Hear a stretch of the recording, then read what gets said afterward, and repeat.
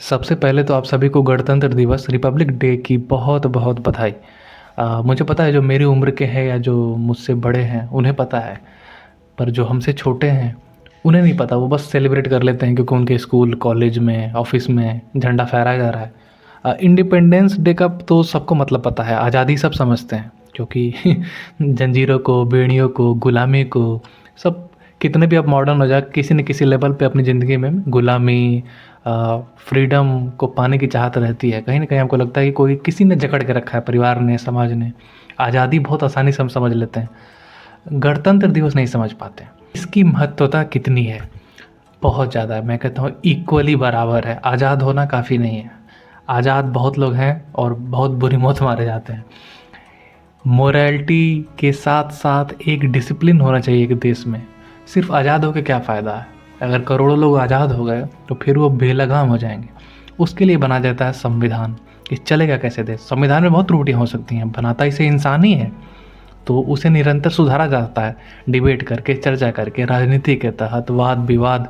आज हमारे कितने मसले हैं आपस में, क्षेत्र के आधार पे, भाषा के आधार पे, धर्म के आधार पे, जाति के आधार पे हम लड़ते रहते हैं, उसी के नाम पे नेता निकलते हैं। लेकिन एक मसला नहीं है कि ये देश बहुत महान है, हम इसके वासी हैं, इससे कोई शिकायत नहीं है। इसमें हमें सुधार करना है, एक दूसरे के खिलाफ जाना है, पर इसके खिलाफ नहीं जाना है, यही अंतिम लाइन है। अब क्या हुआ, संविधान, देश आज़ाद हो गया 1947 को, लेकिन उसके बाद भी 1935 का जो ब्रिटिश एक्ट था वो लागू था, क्योंकि संविधान लिखा जा रहा था। 2 साल 11 महीने कुछ दिन लग गए इसको लिखने में।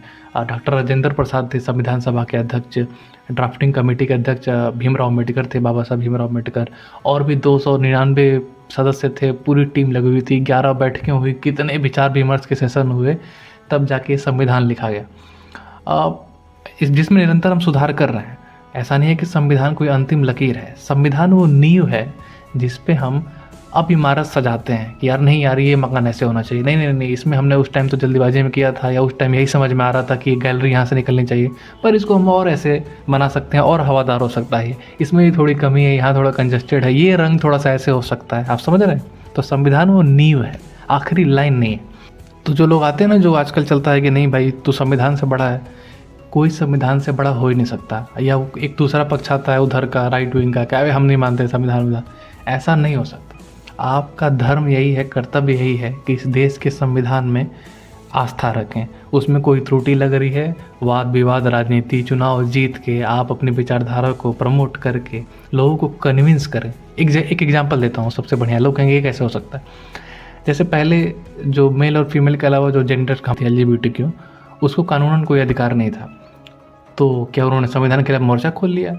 लोगों को कन्विंस किया गया, फिल्मों के माध्यम से, आर्ट के माध्यम से लोगों ने एक्सपीरियंस किया कि नहीं नहीं, एक ऐसी कम्युनिटी भी एग्जिस्ट करती है।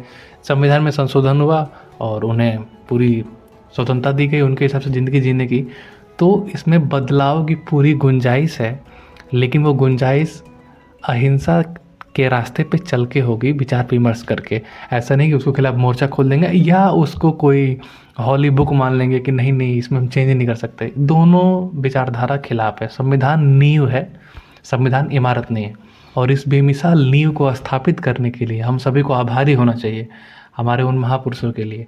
डॉक्टर राजेंद्र प्रसाद, जिन्होंने पहला भाषण दिया 26 जनवरी 1950 को 21 तोपों की सलामी के साथ। वो क्या मोमेंट रहा होगा। बाबा साहब doctor Bhimrao Ambedkar drafting committee के अध्यक्ष थे और संविधान सभा के। और भी कितने ही, सरदार वल्लभ भाई पटेल, पंडित नेहरू, तमाम कितने ही सदस्य थे, आप सबके नाम भी नहीं ले सकते। BN राव से लेके, आजकल बहुत इंटरनेट पर लोग लड़ते हैं ये थे वो थे, नहीं, ये जितने लोगों ने मिल के बनाई, चाहे वो अध्यक्ष हो या कमेटी मेंबर हो, इनका योगदान अतुलनीय है। और जितने लोग इसमें संशोधन ला रहे हैं उनका योगदान भी अतुलनीय है। पर नींव यही रहेगी, इतनी मजबूत है कि इसको कोई डगमगा नहीं सकता। इतनी रियासतें थी, उनको जोड़ के सरदार लौह पुरुष वल्लभ भाई पटेल ने एक किया है। इतने मसलों के बाद भी आज हम एक साथ रहते हैं और एक ही गोल रहता है, देश का विकास। ये दुनिया में कहीं नहीं है। दुनिया के बाकी देशों आप कि एक बार आप उनकी पॉलिटिकल चीज़ें फॉलो करिएगा, वो कैसे टूटे हैं।